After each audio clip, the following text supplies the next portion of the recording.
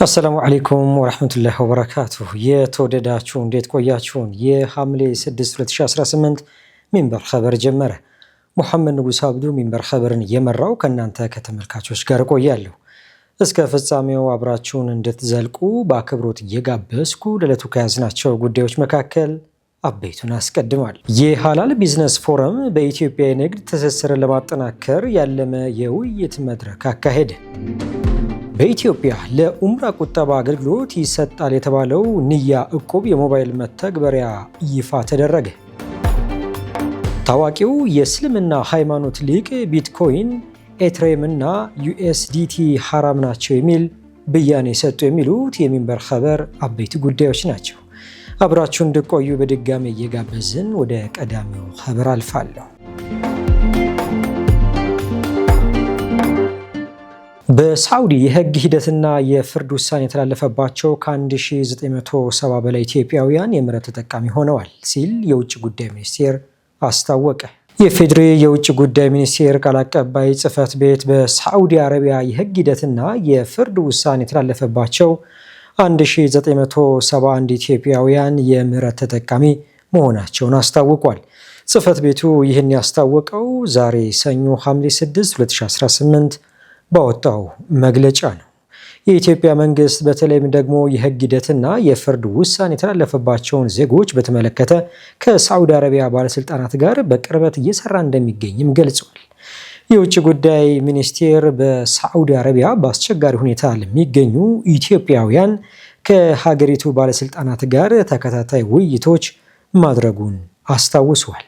አስቸጋሪ ሁኔታ ውስጥ ለሚገኙ ዜጎች ሰብአዊ ምህረት እንዲደረግላቸውና ተገቢው መፍትሄ እንዲፈለግላቸው ከሚመለከታቸው የሳዑዲ ባለስልጣናት ጋር ያለውን ውይይት አጠናክሮ መቀጠሉንም አስታውቋል። ይህን ተከትሎም እስካሁን ድረስ የንጉሳዊ ምህረት ተጠቃሚ መሆን የቻሉትን ኢትዮጵያውያን ዜጎችንም ወደ ሀገራቸው የማጓጓዝ ስራ መጀመሩንም አስታውቋል።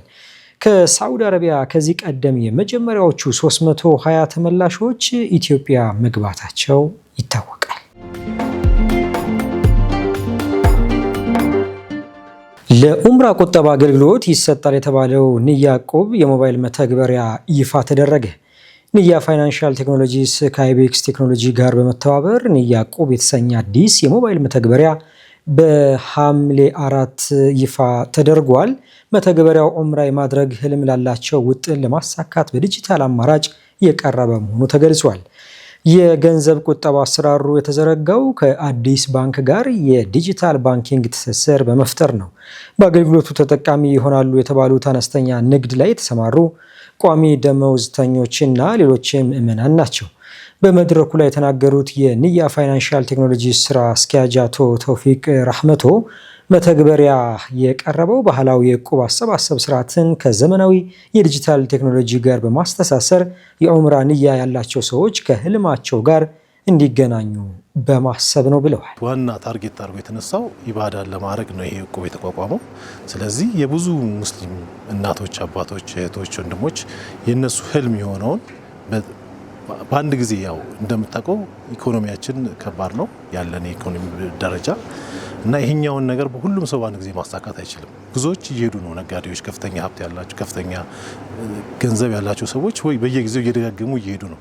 ግን በአነስተኛ ደረጃ ለምሳሌ ታክሲ ሹፌሮች፣ የቀን ሰራተኞች፣ የተቀጣሪ የመንግስት ሰራተኞች፣ የመንግስትም የግልም ሰራተኞች ይሄኛውን እድል እያገኙት አይደለም እና ይሄኛውን እኛ በቀላሉ ሰው በሚችለው አቅም ከትንሹ ብር ጀምሮ እስከ ከፍተኛ ብር ባለ የቁጠባ አማራጮች አቅርበናል።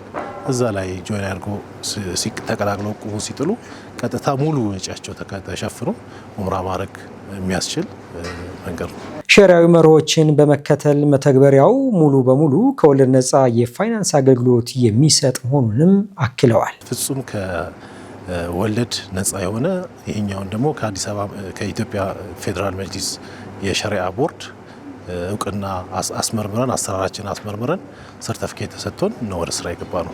መተግበሪያውን ያበለጸገው የአይቤክስ ቴክኖሎጂስ ስራ አስኪያጅ አቶ ኢዘዲን ካሚል መተግበሪያው በአስተማማኝ መልኩ የተዘጋጀ መሆኑን በመግለጽ የደህንነት ማረጋገጫ ሰጥተዋል። የአዲስ ባንክ ሶሒብ ከወለድ ነፃ አገልግሎት ዳይሬክተር አጂቦ ፋሁሩ በበኩላቸው ከባንኩ ጋር በቀርደል ሐሰን አሰራር በንያ ያዕቆብ አማካኝነት የሚሰበሰበው የኡምራ ንያ ገንዘብ የሚቀመጠው በዝግ አካውንት መሆኑን ጠቁመዋል። ወደ አብይ ጉዳይ እንለፍ። የሐላል ቢዝነስ ፎረም በኢትዮጵያ የንግድ ትስስር ለማጠናከር ያለመ የውይይት መድረክ አካሂዷል። ተጨማሪ አለ። በኢትዮጵያ በርካታ ቁጥር ያላቸው አምራቾች፣ የጅምላና የችርቻሮ ነጋዴዎች፣ አስመጭና ላኪዎች እንዲሁም የፖሊሲ ተዋናዮች የተሳተፉበት የሐላል ቢዝነስ ፎረም ባሳለፍነው ሰኔ 4 2018 አካሂዷል። ሚንበር ቲቪ በሚዲያ አጋርነት የተሳተፈበት በዚህ ፎረም ላይ የዘርፉ ተዋናዮችና ጥሪ የተደረገላቸው ከፍተኛ የመንግስት የስራ ኃላፊዎች ተገኝተዋል። የሐላል ቢዝነስ ፎረም የቦርድ ሰብሳቢ አቶ ሙዲን ያሲ እንደገለጹት ፎረሙ ከተመሰረተበት ጊዜ ጀምሮ ለንግዱ ማህበረሰብ ሰፊ ግልጋሎት እየሰጠ ይገኛል። በተለይም ስራዎችንና የማማከር ስራዎችን ማከናወን፣ በንግዱ ማህበረሰብ መካከል ጠንካራ የንግድ ትስስር መፍጠር እንዲሁም በዓለምና በሀገር ውስጥ የሚፈጠሩ ተለዋዋጭ ገበያዎችን መሰረት በማድረግ ለንግዱ ማህበረሰብ አባላት በብቁ ባለሙያዎች ስልጠና መስጠት ዋና ዋናዎቹ መሆናቸውን አብራርተዋል። ሐላል ቢዝነስ ፎረም ያው ከተመሰረተ ጀምሮ ለንግዱ ማህበረሰብ ሰፊ ግልጋሎት እየሰጠ ነው። የተለያዩ አይነት ግልጋሎቶችን ይሰጣል። ከነዛ ውስጥ በዋነኝነት የስልጠናዎችን፣ የማማከሮችን፣ ኔትወርክ ወይም የንግድ ትስስር የመፍጠሩን እንደዚህ አይነት ስራዎችን እየሰራ ይገኛል። በዋናነት የስልጠናዎቹና የምክር ይዘቶቹ ምንድነው? አሁን በዓለማችን ላይ በተለይም በሀገራችን ደግሞ በጣም በንግዱና በኢኮኖሚው ዘርፍ ላይ ከፍተኛ ለውጦች፣ በጣም ፈጣን የሆኑ ተለዋዋጭ ጉዳዮች እያጋጠሙ ነው። የኛ የንግዱ ማህበረሰብ ከነዚህ ፈጣን ለውጦች ጋር ራሱን አፕዴት አብረው እንዲያደርግ፣ ራሱን ላይን እንዲያደርግ አዳዲስ መመሪያዎችን፣ ፖሊሲዎችን፣ የንግድ አስተሳሰቦችን እና እንትኖችን አላይን እንዲያደርግ በባለሙያዎች የኛ ኮሚኒቲያችንን የማህበራ አባላቶቻችንን ተከታታይ የሆኑ ስልጠናዎችን እንሰጣቸዋለን። በፎረሙ ላይ ከአዲስ አበባ በተጨማሪ ከተለያዩ ክልል ከተሞች የመጡ ተሳታፊዎች ተገኝተዋል። ፎረሙ ከፍተኛ እገዛ እያደረገላቸው እንደሚገኝም እነዚህ ተሳታፊዎች ለሚንበር ቲቪ ተናግረዋል። ሐላል ቢዝነስ ፎረም በእውነት ደስ ብሎኝ ነው የተቀላቀልኩት እና አባልም ነኝ። ከግለኝነት የሚያወጣን ይመስለኛል። አብዛኞቻችን በግላችን ጥረት ነው ስራዎችን እየሰራን ያለ ነው። ሐላል ቢዝነስ ፎረም ደግሞ ኔትወርክ ዘርግቶልናል። ይሄ ኔትወርክ ደግሞ በጋራ መስራትን የሚያበረታታ አሁን ካለው ካፒታል ማርኬትና የመንግስት ፈጣን የኢኮኖሚ እንቅስቃሴ ውስጥ ሚና እንዲኖረን ያደርገናል ብዬ አስባለሁ። ከሐላል ቢዝነስ ፎረም በአብዛኛው የምንጠብቀው ኮኔክሽን ነው። ከተለያዩ ሰዎች በተለያየ ዘርፍ ላይ ያሉ ሰዎች ላይ ጋር መገናኘትና እየሰሩ ባሉበት ስራ ላይ የተለያዩ ቫልዩዎቻችን እነሱ የኛን እየወሰድን ልንሰራ የምንችልባቸውን ዘርፎች ማብዛት ነው። ትልቁ አገኘን ብዬ የማስበው ነገር የወደፊት አቅጣጫን ማየት መቻል ነው። ምንድነው ዝም ብለን በጭፈን ስራ እየሰራን ሄደን የሆነ ስራ ውስጥ ገብተን መውጣት ከሚያቅተን ነገር አለና እሱ ነገር ቀድመን አጥንተን በባለሙያ ተደግፈን ከምን ተነስተን ምን መግባት አለብን? የመንግስት እይታ ምንድነው? መንግስት ወደ የትኛው አቅጣጫ እየሄደ ነው? መንግስት የትኛውን ነገር ያበረታታል፣ የትኛውን ነገር ኢንከሬጅ ያደርጋል የሚለውን ነገር ታሳቢ አድርገን ያንን አቅጣጫ በደንብ ብሩህ ሆኖ አይተን እንድንገባበት የሚያሰኝ አንዳንድ እውቀቶች አግኝተናል። ያ ደግሞ ለነጋዴው አንድ ትልቅ ማበረታታይም ትልቅ እይታም ነው ብዬ አስባለሁ። በዕለቱ በተካሄደው የፎረም መርሃ ግብር ላይ ከፍተኛ የመንግስትና የልማት ተቋማት ኃላፊዎች የተገኙ ሲሆን ከነዚህ መካከል የኢትዮጵያ ሰነደ መዋለ ንዋዮች ዋና ስራ አስፈጻሚ ዶክተር ጥላሁን እስማኤል፣ የኤፍሲዲ ኢትዮጵያ ዋና ስራ አስፈጻሚ ወይዘሮ ሂክመት አብደላ፣ በኬሚካልና በኮንስትራክሽን ግብዓቶች ኢንዱስትሪ ምርምርና ልማት ማዕከል ዋና ስራ አስፈጻሚና ተመራማሪ አቶ ሀብታሙ አራጌ እንዲሁም በኢትዮጵያ ኢንቨስትመንት ሆልዲንግስ የፖርትፎሊዮ ዋና ስራ አስፈጻሚ ወይዘሮ አስማረዲ ተገኝተው ከፎረሙ ተሳታፊዎች ጋር ሰፊ ውይይት አካሂደዋል። ይህንኑ በተመለከተ ከሚንበር ቲቪ ጋር ቆይታ ያደረጉት የኤፍሲዲ ኢትዮጵያ ዋና ስራ አስፈጻሚ ወይዘሮ ሂክመት አብደላ እንዲህ አይነቱ መድረክ ጠቀሜታው የጎላ መሆኑን ተናግረዋል።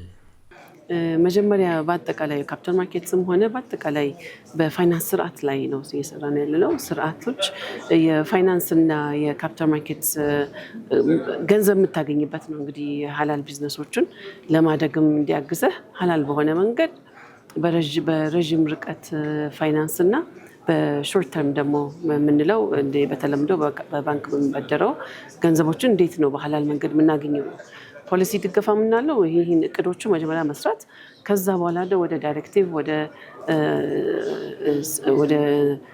ዳይሬክቲቭ እና እንደ አሰራር እንደሚመች የተለያየ ተቋማት እንደ ኃላፊነት ወስዶ ወደ መሬት የሚያወርዱት ጉዳይ ነው የሚሆነው።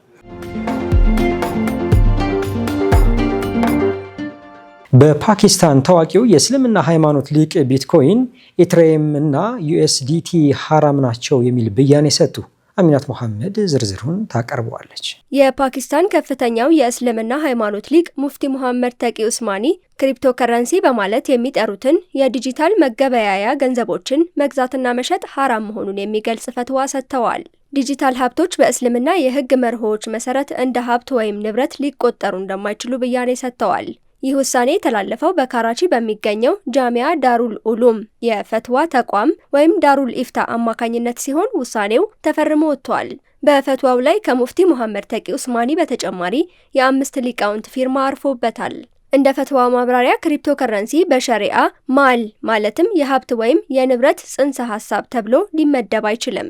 ይልቁንም በአንድ ሂሳብ ውስጥ ያለ ምናባዊ ቁጥሮች መዝገብ ብቻ ነው። በዚህም መሰረት ሊቃውንቱ እነዚህን ሀብቶች መግዛት፣ መሸጥ ወይም በእነሱ ግብይት መፈጸም የተፈቀደ እንዳልሆነ ደምድመዋል። ውሳኔው ሆን ተብሎ ሁሉንም የሚያጠቃልል ሰፊ ተደርጎ የተዘጋጀ ነው። ከቢትኮይን እና ኢቴሪየም ባለፈ ሁሉንም በብሎክቼን ላይ የተመሰረቱ ቶከኖችንና ስቴብል ኮይኖችን የሚያጠቃልል ሲሆን በተለይም ዩኤስዲቲ በስም ተጠቅሷል። ሊቃውንቱ በተጨማሪም እንደ ክሪፕቶ ከረንሲ፣ ቨርቹዋል ከረንሲ፣ ቶከንና ስቴብል ኮይን ያሉ ስያሜዎች በሙሉ ተመሳሳይ የዲጂታል ሀብት ዘርፍን የሚገልጹ በመሆናቸው የአንድን ሀብት ስም መቀየር የሃይማኖት ብያኔውን እንደማይለውጠው አስገንዝበዋል። ይህ ፈትዋ የወጣው አንድ ዜጋ በክሪፕቶ ገንዘብ 2 መጽሐፍትን መግዛት ስለመቻሉ ጠይቆ የነበረ ሲሆን አንዱ ክፍያ የተፈጸመው በዩኤስዲቲ ነበር። ሊቃውንቱ ግብይቶቹ ዋጋ እንደሌላቸው የወሰኑ ሲሆን የእቃዎቹ ባለቤትነት አልተረጋገጠም በማለት ገዢው መጽሐፍቱን እንዲመልስ መክረዋል። በክሪፕቶ ከተገዙ የኦንላይን ኮርሶች ጋር በተያያዘ ለቀረበ ጥያቄም ፈትዋው ተጠቃሚው ከኮርሶቹ ተጠቃሚ ከመሆን ይልቅ ፋይሎቹን በቋሚነት እንዲሰርዝ አዟል። ፈትዋው በቅርቡ ከወጣው የፓኪስታን የቨርቹዋል ሀብቶች አዋጅ 2026 ህግ ጋር የሚቃረን መሆኑም በዘገባው ተጠቅሷል። በህጉ መሰረት ለክሪፕቶ ለዋጮችና ቶከን አውጪዎች ፈቃድ እንዲሰጥ ስልጣን የተሰጠው የሀገሪቱ ቨርቹዋል ሀብቶች ተቆጣጣሪ ባለስልጣን ነው። ይህ የህግ ማዕቀፍ የሸሪዓ ህግን ያከበረ ተደርጎ የተዋወቀ ሲሆን የፈቃድ አሰጣጥ ደንቦቹ አመልካቾች በእስልምና ፋይናንስ ኮሚቴ በኩል እንዲያልፉ ያስገድዳል። ይሁን እንጂ የሀገሪቱ ከፍተኛ የሃይማኖት ሊቃውንት ዋናዎቹን የዲጂታል ሀብቶች ሙሉ በሙሉ የተከለከሉ መሆናቸውን መበየናቸው ከተቀመጠው ማረጋገጫ ጋር የማይጣጣም ሆኗል። ፓኪስታን እንደ አውሮፓ አቆጣጠር በ2018 ክሪፕቶን ሙሉ በሙሉ አግዳ የነበረ ቢሆንም ከጥቂት ዓመታት በኋላ ውሳኔዋን ቀይራለች። ከዚያም ባልተለመደ ፍጥነት በመንቀሳቀስ የቨርቹዋል ሀብት አዋጁ በየካቲት ወር በሴኔት ኮሚቴ በኩል እንዲያልፍና ከአንድ ሳምንት በኋላ በፕሬዝዳንቱ እንዲጸድቅ አድርጋለች። በሙስሊም ዓለም ግንባር ቀደም የእውቀት ማዕከል ተደርጎ ከሚወሰደው ከግብፁ አልአዝሃር ዩኒቨርሲቲ ጋር ቁርኝት ያለው የግብፅ ዳሩል ኢፍታ ሙፍቲ ሸውኪ ኢብራሂም አላም እንደ አውሮፓ አቆጣጠር በታህሳስ 2017 ባወጡት ፈትዋ መግዛትን፣ መሸጥንና ማከራየትን ጨምሮ ማንኛውምና ሁሉም አይነት የክሪፕቶ ከረንሲ አጠቃቀም ሐራም መሆኑን ብያኔ ሰጥተዋል። በኢትዮጵያ የክሪፕቶ ከረንሲ ግብይትን በተመለከተ እስካሁን ድረስ የተሰጠ ይፋዊ ብያኔ የለም። የተወደዳችሁ አሁንም እየተከታተላችሁ የምትገኙት ሚንበር ኸበርን ነው። አብራችሁን ስላላችሁ ደስ ይለናል። ለሚንበር ኸበር ጥቆማ ወይ ማስተያየት ካላችሁ በአጭር የስልክ ቁጥር 9282 ብትልኩልን አጣርተን መልሰን ለእናንተው እናቀርባለን። የሚቀናችሁ ማህበራዊ ሚዲያ ከሆነ በሁሉም አማራጮች @ሚንበር ቲቪ ብላችሁ ብትፈልጉን ታገኙናላችሁ።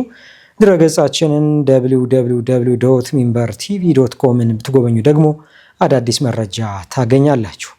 አሁን ደግሞ የዕለቱን አብይ ጉዳይ እናስታውሳችሁና እንመለስ።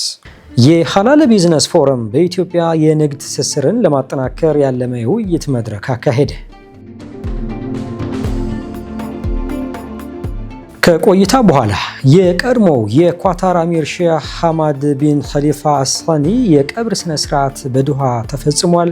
እንመለስበታለን፣ ይጠብቁን። የሱዳን ፍርድ ቤት የፈጥኖ ደራሽ ኃይሉ መሪ ሙሐመድ ሐምዳን ዳጋሎ በሌሉበት የሞት ፍርድ ውሳኔ አሳለፈ።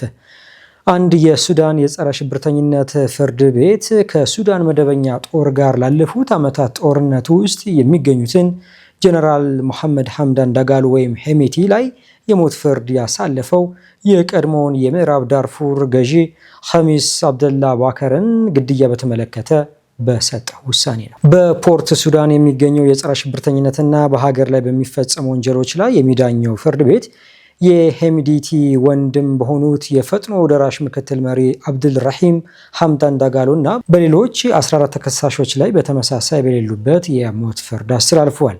ይህ ውሳኔ በሱዳን ጦርና በቡድኑ መካከል በሚያዝያ 2015 ግጭት ከተቀሰቀሰ ወዲህ በፈጥኖ ደራሽ መሪው ላይ የተላለፈ የመጀመሪያው የፍርድ ቤት ውሳኔ ነው። ፍርድ ቤቱ ተከሳሾቹን የጦር ወንጀል፣ በሰብአዊነት ላይ የሚፈጸም ወንጀል፣ የዘር ማጥፋት እንዲሁም በሰዎችና በንብረት ላይ የሚፈጸሙ ወንጀሎችን ጨምሮ በተደራረቡ ክሶች ጥፋተኛ ብሏቸዋል። ፍርድ ቤቱ ሄምዲቲን ወንጀሎቹን በማቀድና በመፈጸም ተጠያቂ ያደረገ ሲሆን ምክትላቸውን ደግሞ ወንጀሎቹን በማቀድና በመሳተፍ ጥፋተኛ አድርጓቸዋል። ከሌሎቹ ተከሳሾች መካከል አልቋኒ በመባል የሚታወቀው ሌላኛው የሄሜቲ ወንድም አልጎኒ ሐምዳን ዳጋሎ ሙሳ፣ በምዕራብ ዳርፉር የፈጥኖ ደራሽ አዛዥ አብዱራህማን ጁማና የጎሳ መሪው አልቲጃኒ አልታሂር ካርሹም ይገኙበታል። አናዶሉ እንደዘገበው የቀድሞ የምዕራብ ዳርፉር ገዢ ኸሚስ አብደላ ባከር የተባሉት ሰኔ 7 2015 የፈጣን ደራሽ ኃይሎች በምዕራብ ዳርፉር ዋና ከተማ አልጄኒና በሲቪሎች ላይ ጥቃት እያደረሱ ነው ብለው ከወነጀሉ በኋላ ነበር የሱዳን መንግስት ፓራሚሊቴሪ ቡድኑ ገዢውን በመግደልና አስከሬናቸውን በማጉደል የከሰሰ ቢሆንም ፈጥኖ ደራሽ ኃይሉ በወቅቱ የቀረበበትን ክስ አስተባብሏል። የሱዳን ጦርነት በዓለም ላይ ካሉ አስከፊ ሰብአዊ ቀውሶች አንዱን ያስከተለ ሲሆን በ10 ሺዎች የሚቆጠሩ ሰዎችን ለህልፈትና በሚሊዮኖች የሚቆጠሩትን ደግሞ ለስደት ዳርጓል።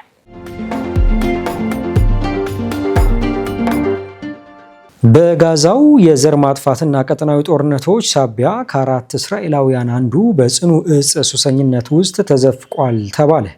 እስራኤል በጋዛ በፈጸመችው የዘር ማጥፋትና በመካከለኛው ምስራቅ እያካሄደች ባለው ሰፊ ጦርነት ሳቢያ በደረሰው የስነ ልቦና ቀውስ ምክንያት በአሁኑ ወቅት ከ4 እስራኤላውያን አንዱ ጎጂ የሆኑ እጾችንና ንጥረ ነገሮችን በመጠቀም ላይ ይገኛሉ ሲል የዘገበው ሀግሬትስ የተሰኘው ጋዜጣ ነው።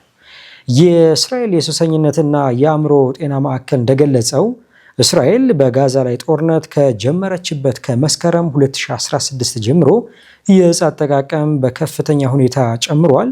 ከኮሮና ቫይረስ ወረርሽኝ በፊት መጠኑ ከ10 እስራኤላውያን አንዱ የነበረ ሲሆን በወረርሽኙ ወቅት ከ7 አንዱ ወደ መሆን አድጎ ነበር። ጥቅምት 2023ን ተከትሎ ግን ወደ 25 በመቶ ገደማ ደርሷል።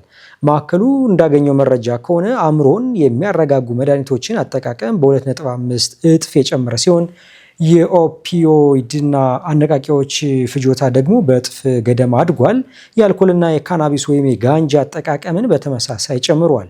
ከአሰቃቂ ሁኔታ በኋላ በሚከሰት የጭንቀት ህመም ለሚሰቃዩ ሰዎች አሁን ላይ የእጽ ሱሰኝነት መጠን 54.2 በመቶ ደርሷል። የማዕከሉ መስራች ፕሮፌሰር ሻውሊ ሌቭራን ለጋዜጣው እንደተናገሩት ተደጋጋሚ ቀውሶች በከፍተኛ የውጥረት ወቅት የተፈጠሩ ልማዶችን በይበልጥ ከፍ አድርገዋቸዋል። ከተጠቃሚዎች የተገኙ መረጃዎች እንደሚያሳዩት ኬታሚን፣ ኮኬን፣ አምፊታሚን፣ ካናቢስ እና በሐኪም የታዘዙ አእምሮን የሚያረጋጉ መድኃኒቶች የሮኬት ጥቃት ማስጠንቀቂያዎችን፣ ቀብሮችን፣ የወታደራዊ ክምችቶች ጥሪዎችንና የዕለት ተዕለት የሞት ዜናዎችን ለመቋቋም እንደ መደበኛ መሳሪያነት እያገለገሉ ይገኛሉ። የቀድሞው የኳታር አሚር ሼህ ሐማድ ቢን ኸሊፋ አስሳኒ እሁድ ዕለት ህይወታቸው አልፎ የቀብር ስነስርዓታቸው በዶሃ ተፈጸመ። የተዘጋጀው ዝርዝር ከድር ከማል ያቀርበዋል። የቀድሞው የኳታር አሚር ሼህ ሐማድ ቢን ኸሊፋ አሳኒ በ74 ዓመታቸው ከዚህ ዓለም በሞት መለየታቸውን የሀገሪቱ መንግስት እሁድ ዕለት አስታውቀዋል። እንደ ኤሮፓውያን አቆጣጠር ከ1995 ጀምሮ በ2013 በገዛ ፈቃዳቸው ስልጣናቸውን እስካስረከቡበት ጊዜ ድረስ ኳታርን ያስተዳደሩት የሼክ ሐማድ ስርዓተ ቀብር በዶሃ ተፈጽመዋል። የዘመናዊቷ ኳታር መሐንዲስ በመባል የሚታወቁት አሚር ሼክ ሐማድ ቢን ኸሊፋ አሳኒ በሞት የተለዩት በ74 ዓመት ዕድሜ ነው። ሼክ ሐማድ ከሌሎች ጉዳዮች በተጓዳኝ የኳታር ንጉሳዊ ቤተ መንግስት አዲስ ጎህ ሲል የጠራውንና በአረቡም ሆነ በዓለም አቀፍ ሚዲያ አዲስ ምዕራፍ የከፈተውን አልጀዚራ ኔትወርክን በመመስረት ይታወሳሉ። ህልፈታቸውን ተከትሎ የኢትዮጵያ እስልምና ጉዳዮች ጠቅላይ ምክር ቤት ፕሬዝዳንት ሼክ ሀጂ ኢብራሂም ቱፋ የሐዘን መግለጫ አስተላልፈዋል። ፕሬዝዳንቱ ባስተላለፉት የሐዘን መግለጫ አሚር ሼክ ሐማድ ቢን ኸሊፋ አሳኒ ለኳታር ብቻ ሳይሆን ለሀገራት ሁሉ ሰላም፣ በተለይም በአፍሪካ ቀንድ አካባቢ የሚነሱ ግጭቶችን ለመፍታት ታላቅ አስተዋጽኦ ያበረከቱ አርአያ መሪ ነበሩ ብለዋል። የኢትዮጵያ ሙስሊሞችና መላው ህዝብ ለሟቹ አሚር ታላቅ ክብርና መልካም ትውስታ አለው ያሉት ሼክ ሀጂ ክቡር አሚር የኢትዮጵያ እና የኳታር ታሪካዊ ግንኙነት ተጠናክሮ እንዲቀጥል ከማድረግ አንጻር ከፍተኛ ሚና ነበራቸው ሲሉም ገልጸዋል። ሼክ ሐማድ ለሀገራቸው ኢኮኖሚ አስመዝግበዋቸዋል ከሚባልላቸው ድሎች በተጨማሪ እንደ ኤሮፓውያን አቆጣጠር በጥቅምት 2012 በከበባ ውስጥ የምትገኘውን ጋዛን ጎብኝተዋል። ባለቤታቸው ሼካ ሙዛ ቢንት ናስር እና በከፍተኛ የልዑካን ቡድን የታጀቡት አሚሩ የምዕራባውያን ኃይላት እና ቀጠናዊ ተዋንያን በጋዛ ላይ ጥለውት የነበረውን የፖለቲካ ማግለል በመጣስ ጉብኝት ማድረጋቸው ከፍተኛ ህዝባዊ አቀባበል እንዲደረግላቸው ማስቻሉ ይነገራል። የሐማስ የዲያስፖራ ቢሮ ኃላፊ ኻሊድ መሻል ለአልጀዚራ ሲናገሩ ከእስከዛሬው አስከፊ በሚባለው ወቅት የተጣለውን ከበባ በይፋ መስበር ማወጅ በሚመስል መልኩ በጋዛ በጀግንነትና በለጋስነት በመቆም አካባቢውን የጎበኙ የመጀመሪያው አረብና ሙስሊም መሪ ነበሩ።